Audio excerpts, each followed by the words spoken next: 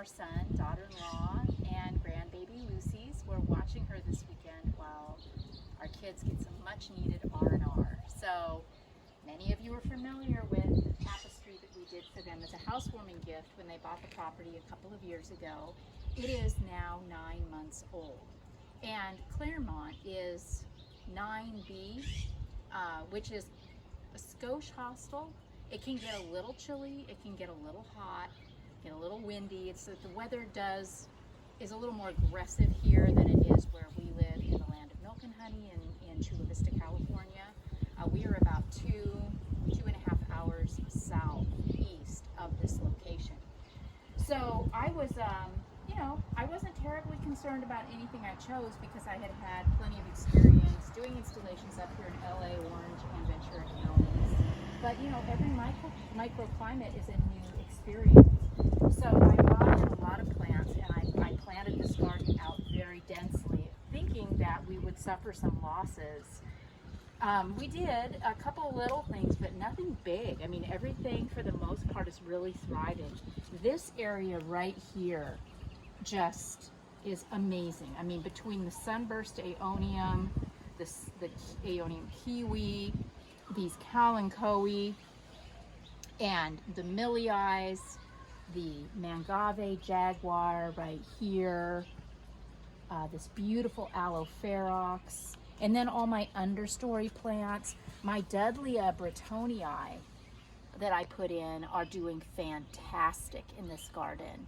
The Ruchia, most of it isn't blooming. This one is a little bit with the pink flowers, but most of the rock purslane or Ruchia is still not blooming. And as I was out here looking at the garden earlier, it occurred to me that the colors are not as vibrant for the most part as, say, in my garden. And I think that's due in part just to the adaptation of the plants and the little bit of hostility here. Example, the Sedum rubertinctum in my garden is really, really pink. The Crassula platyphylla that I'll show you in a little, here it is. The pink Crassula platyphylla here is quite green.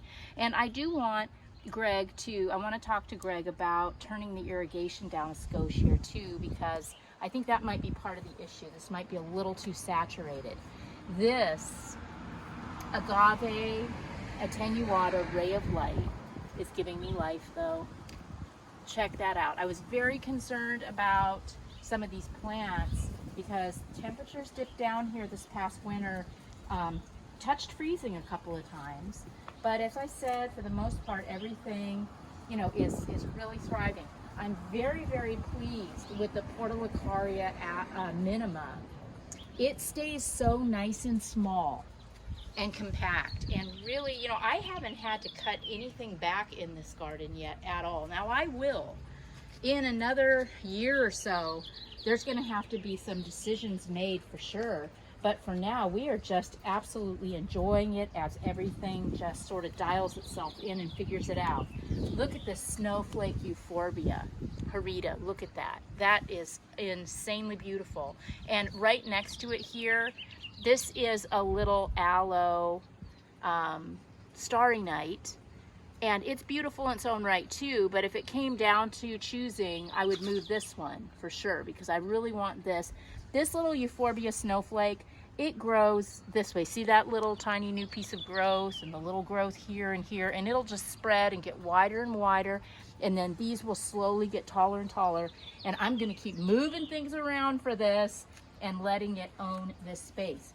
This mangave lavender lady is doing beautifully right there too. This is a little less aggressive than, say, the mangave jaguar, and I'm going to be using more and more of those as we move forward. Our Yucca rostrata dual head is the showstopper or the thriller in this garden, and it is definitely thrilling. Here's some more of that minima, that Portulacaria minima. And look at how it's just working its way through the plants. These cotyledons right here, they're hanging on, but they're not making my heart sing. This is another Crassula platyphylla. This is the red one, and you can see a little bit of red on the tips, but I'm just curious to see if it's gonna color up. or just stay green. Now here is a test, or I guess evidence you could say, of microclimates at work. Look at this agave attenuata ray of light. Now this one got hit with a freeze. It got smacked. And look at that. I mean, it's just the saddest thing, isn't it? Now, we didn't suffer any hard freeze here. So this is, I think, you know, the meristem tissue looks very, very healthy. I think it's going to be fine. You know, so if you had this happen to any of your plants, and they look like they're going to be okay, then just trim off all that ugly dead tissue. I mean, it's not perfect, but it definitely is going to help a little bit aesthetically. Yikes. Poor thing. Oh my goodness.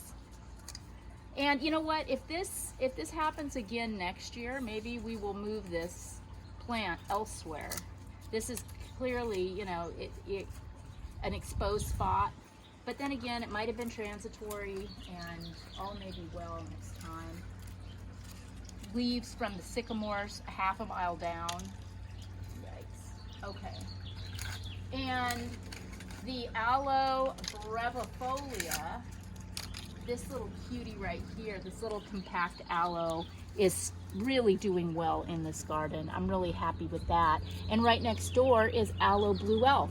This is another one that I have mixed success with, but it seems to really like it up here in Claremont.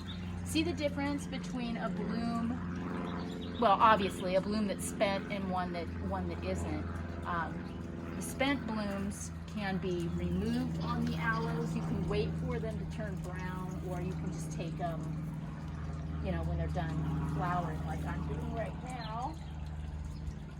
Aloes are repeat bloomers. They're not monocarpic, so it will bloom every year. Okay, oh, here's another one. It's done. Then, same with this agave blue glow back here. I'll step out of the way and Greg can look at it. It got also hit with a little bit of cold. You can see the marring on the leaves. That is very unfortunate, but eventually that will grow out. And that's another plant that in time we'll have to make some decisions with some of the smaller stuff around it, because it's going to get too big and things are going to get too crowded. But I'm not worried about it. That's the beauty of succulents, you know. If they outgrow their space, just move them. Remember when we came up to visit John last time, I pulled this Aloe Cameronii out of the ground because it was starting to turn green, and I cut off the roots and I reset it. So you can see how it has colored up and turned a lovely shade of red.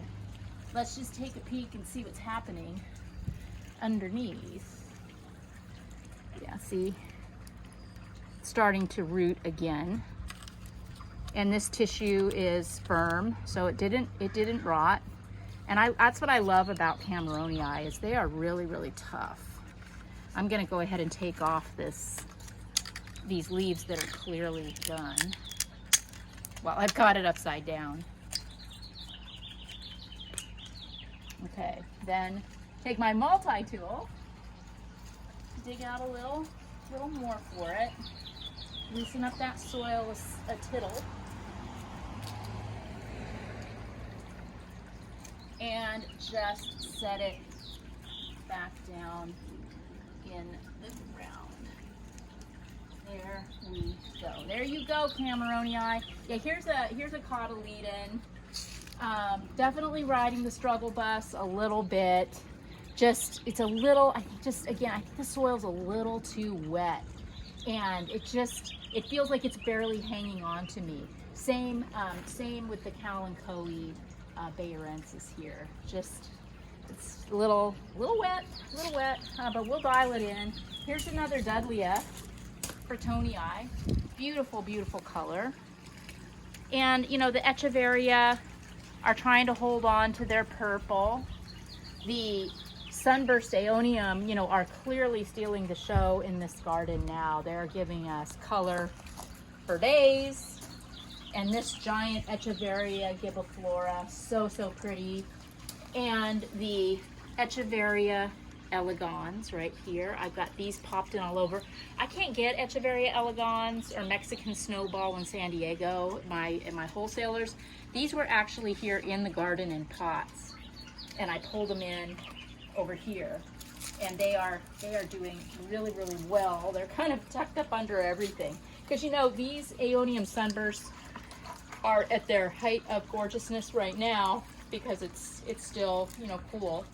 They will go dormant in the summer and they won't be nearly this beautiful. But a well-designed succulent garden takes that into consideration, and the designer will plant other things that can steal the show when other plants might retreat in terms of their beauty. So that was the idea. You know, my mentality here, my mindset was to create, you know, a really dense succulent tapestry. We brought in a tremendous amount of soil. We did a lot of mounding and dry stacking with this gorgeous rock that is Grand Canyon onyx. And because I wanted mounding, obviously for height, but also for drainage, because I, again, wasn't sure, you know, quite what to expect here in Zone 9B, this particular place. And then I expected to lose, you know, as many as, you know, 10% of my plants, 15. That didn't happen. So we will continue to visit this garden together over the months and take a look at it next time we're up, and next time, and next time, and next time. And together we'll identify things that are working, things that aren't, things that we might want to move, challenges that we face due to environmental one-offs, issues, you know, whatever life throws at us, we will work on together. One more thing that I wanted to show you guys.